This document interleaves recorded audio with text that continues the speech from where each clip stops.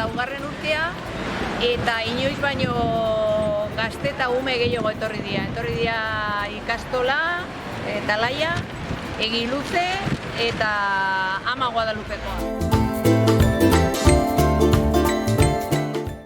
Eta parte hartu dute 100 ume baino gehiago, eta tandaka etorri dira bi klase, aia jundia eta gero beste bi, eta hola.